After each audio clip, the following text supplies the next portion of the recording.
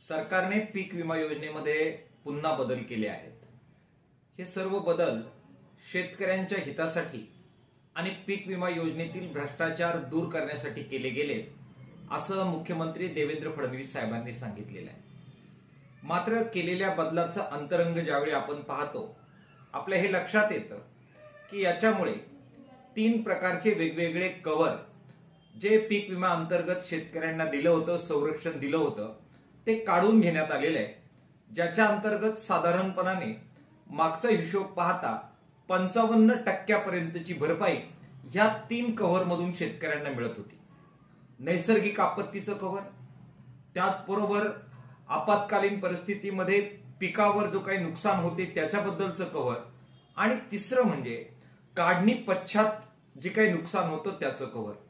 हे तीनही वेगवेगळ्या प्रकारची संरक्षण पीक विमा योजनेमधून काढून टाकल्यामुळे प्रीमियम मोठ्या प्रमाणामध्ये कमी होणार आहे, त्यामुळे सरकारचा खर्च कमी होणार आहे। सरकारचा प्रीमियमवर होणारा खर्च कमी व्हावा यासाठी हा बदल सरकारने केलेला आहे।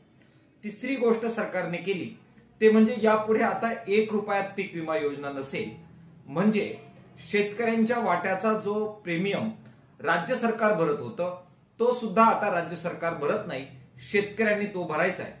हा सगळा हिशोब जर केला तर या सगळ्या बदलामुळे साधारणपणाने एका वर्षामध्ये 3,500 कोटी रुपये हे सरकारचे प्रीमियम पोटी वाचणार आहे। लाडकी बहीण योजनेला जो पैसा निवडणूक केंद्रीय योजनेसाठी दिला त्याचा सगळा भरपाईचा आणि हिशोबाचा ताळमेळ जमावा यासाठी शेतकऱ्यांच्या योजनेला अशा प्रकारे संपूर्णपणाने कात्री लावली जाते।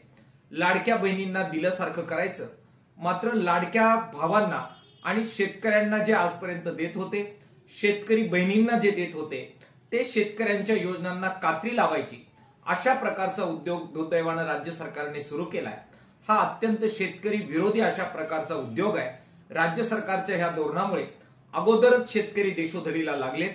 ह्या सगळ्या बदलांमुळे त्यांची परिस्थिती अधिक वाईट आणि बिकट होणार आहे।